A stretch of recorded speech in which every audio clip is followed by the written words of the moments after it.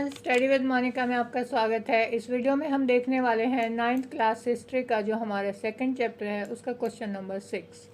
निम्नलिखित के बारे में संक्षेप में लिखिए। पहला पॉइंट है हमारा कुलक, दूसरा है ड्यूमा, तीसरा 1900 से 1930 के बीच महिला कामगार, चौथा है उदारवादी और पांचवा है स्टालिन का सामूहिकीकरण कार्यक्रम। पहले हम देखेंगे कुलक के बारे में कि कुलक जो है वो कौन थे, किसका जो नाम था कुलक। कुलक रूस के धनी किसान थे। देखिए, रूस के जो धनी किसान थे वो उनको क्या कहा जाता था वहाँ पर, कुलक। स्टालिन का विश्वास था कि अधिक लाभ कमाने के लिए वो अनाज इकट्ठा कर रहे थे। अब स्टालिन कौन थे? हमने देखा कि जो बोल्शेविक पार्टी थी, रूसी कम्युनिस्ट पार्टी जो थी वहाँ की, लेनिन उनके जो नेता थे। पहले लेनिन के हाथ में कमान थी, लेनिन के बाद जो है पार्टी की कमान जिसके हाथ में आई, जिसने बोल्शेविक पार्टी की सत्ता को संभाला था, वो था स्टालिन। तो वो उनका मानना क्या था कि जो कुलक हैं, जो वहाँ के जो धनिक किसान हैं, वो क्या कर रहे हैं। क्यों? देखिए, सरकार ने क्या कर दिया था कि जो भी उपज होती थी, जो कि उनका अनाज होते थे, उसके जो है रेट फिक्स कर दिए थे कि भाई इससे ज़्यादा रेट पर आप जो है अपनी फसलों को, अपनी उपजों को नहीं बेच सकते। तो अब किसानों ने क्या करना शुरू किया, जो धनी किसान थे जिनके पास ज़्यादा उपज होती थी, उन्होंने जो है मार्केट में अपने जो अनाज होते थे उनको बेचना बंद कर दिया। जिससे क्या हुआ कि भाई अनाजों की मार्केट में कमी होने लगी। वो चाहते थे कि भाई रेट बढ़ाए जाएं। तो स्टालिन का विश्वास था कि वो जो कुलक हैं वो अधिक लाभ कमाने के लिए, कि भाई जब रेट बढ़ेंगे, जब अपनी फसलों को वो बेचेंगे बाज़ार में, तो उसके लिए वो अपना अनाज जो है उसको इकट्ठा करके रख रहे हैं। 1927-28 तक सोवियत रूस के शहर अन्न पूर्ति की भारी किल्लत का सामना कर रहे थे। अब स्टालिन को लगता है कि भाई जैसे जो ये धनी किसान हैं, इन्होंने तो सारा जो अनाज है वो स्टोर करके रख लिया मार्केट में, ये बेच नहीं रहे बाज़ार में, तो वहाँ पर जो अन्न की किल्लत हो गई, यानी खाद्यान्नों की कमी होने लगी। इसलिए इन कुलकों पर 1928 में छापे मारे गए और उनके अनाज के भंडारों को जब्त कर लिया। तो जो बोल्शेविक पार्टी थी वहाँ के, उन्होंने क्या किया कि जो भी ये कुलक थे, धनी किसान थे, इनके जो भी भंडार थे, इनके ऊपर छापे मार लिए और जो अनाज वहाँ पर था वो उन्होंने अपने कब्जे में ले लिया। मार्क्सवादी स्टालिनवाद के अनुसार कुलक गरीब किसान के शत्रु थे। वही उनको लगता है कि भाई जो भी गरीब किसान है उनको तो कम रेट में वो तो अपनी अनाज जो है बेच रहे हैं, लेकिन ये लोग जो है अपना स्टोर करके रखने में लगे हुए हैं। तो वो उनको शत्रु समझते थे, गरीब किसानों का दुश्मन मानते थे। उनकी मुनाफा खोरी की इच्छा से खाने की किल्लत हो गई थी और स्टालिन को इन कुलकों का सफाया करने के लिए सामूहिकीकरण कार्यक्रम चलाना पड़ा और सरकार द्वारा नियंत्रित बड़े खेतों की स्थापना करनी पड़ी। तो स्टालिन ने क्या किया था भाई, किस तरह से जो ये कुलक हैं, ये धनी किसान हैं, इनका सफाया कैसा किया जाए। तो सामूहिकीकरण की नीति चलाई थी, एक कार्यक्रम चलाया था जिसमें क्या था कि जो भूमि थी, जो ज़मीन थी, वो सारी किसके अधिकार में आ गई थी, सरकार के अधिकार में आ गई थी। भाई सामूहिक रूप से जो लोग हैं, वो किसान हैं, वो उसके ऊपर खेती करना उन्होंने शुरू किया था। इस तरह की नीति स्टालिन ने अपनाई। तो कुलक के बारे में देखा हमने। नेक्स्ट हम पढ़ेंगे ड्यूमा के बारे में कि ड्यूमा क्या। 1905 की क्रांति के दौरान रूस में परामर्शदाता संसद के चुनाव की अनुमति दे दी।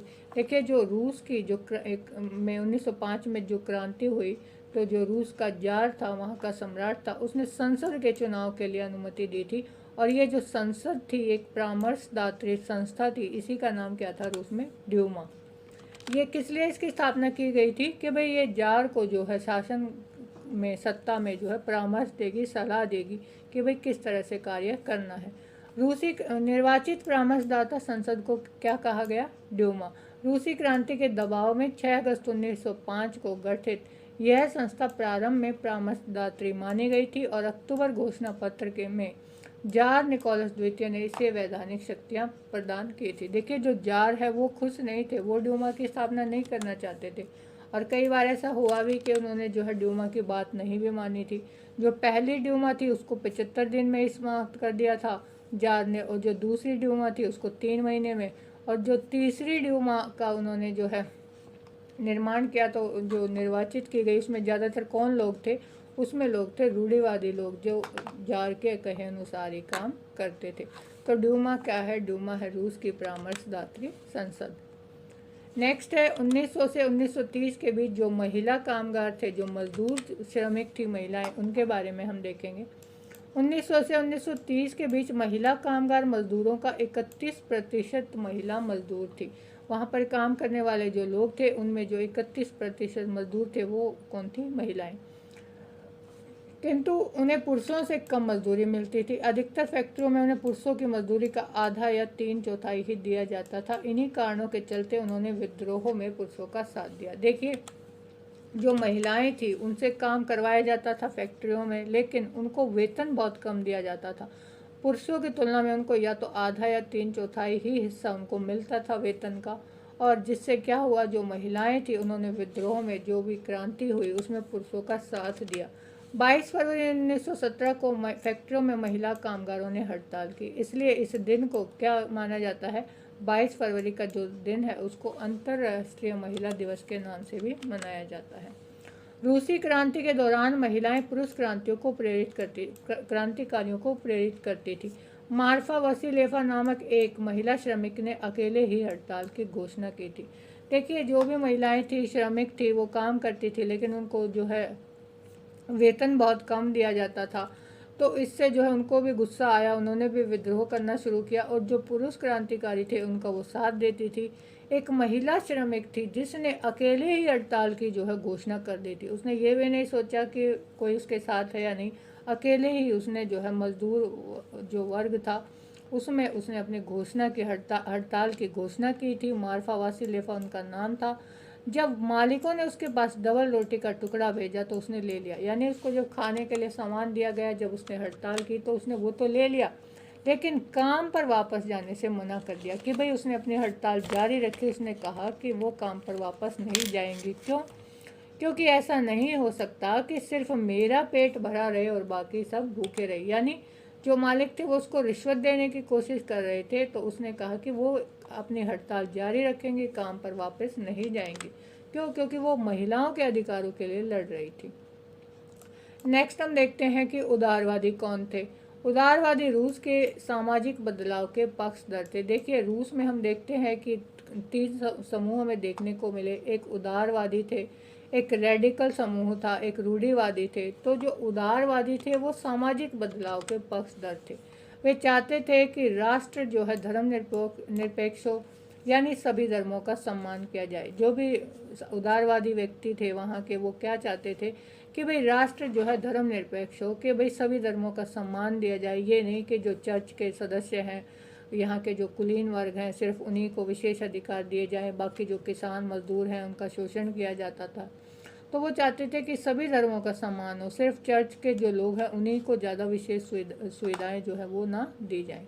वे सरकार के खिलाफ व्यक्ति के अधिकारों की रक्षा चाहते थे। वो चाहते थे कि भाई जो भी व्यक्तिगत अधिकार हैं किसी व्यक्ति के, उनकी जो है रक्षा की हमें जो है गारंटी मिलनी चाहिए। वे राजवंश की अनियंत्रित शक्ति के खिलाफ थे। देखिए, रूस में जार का सम्राट जो था, जार उसका शासन था, वो तानाशाही जो है राजवंश था। तो उदारवादी चाहते थे कि भाई इस तरह का जो तानाशाही राजवंश है उसकी सत्ता समाप्त की जाए और लोग और जो उसकी अनियंत्रित शक्ति है उसको समाप्त किया जाए और समाजवाद के रूप में जो है समाज का गठन किया जाए। यानी समाजवादी तरीके से पूंजीपति वर्ग को समाप्त किया जाए। वे लोकतंत्र में विश्वास नहीं रखते थे। देखिए, उदारवादी थे लेकिन वो लोकतंत्र में विश्वास नहीं रखते थे। क्यों? कहीं कहीं हमने देखा कि सार्वजनिक मताधिकार के भी विरोध थे। यानी जो महिलाएं थी ना तो उनको मत देने का अधिकार था, जो समृद्ध पुरुष थे सिर्फ उन्हीं को मत देने का अधिकार था। यानी जो गरीब हैं, जो किसान हैं, मजदूर वर्ग है, उनको वोट देने के वो पक्ष में नहीं थे और महिलाओं के मताधिकार के भी वो खिलाफ थे। नेक्स्ट हम देखते हैं कि स्टालिन का सामूहिकीकरण कार्यक्रम।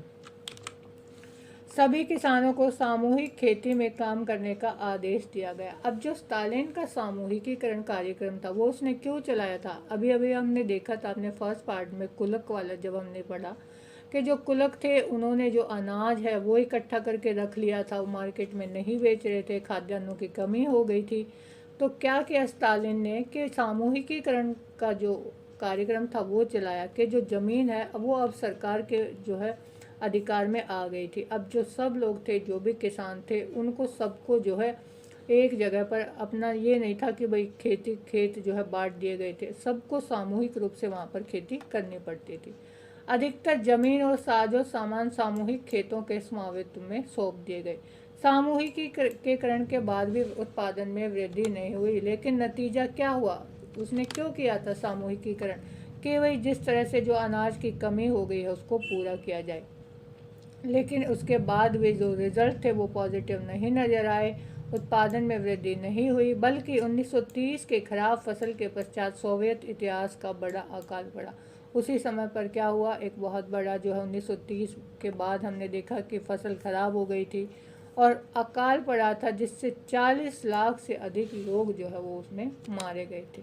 तो ये था हमारा क्वेश्चन नंबर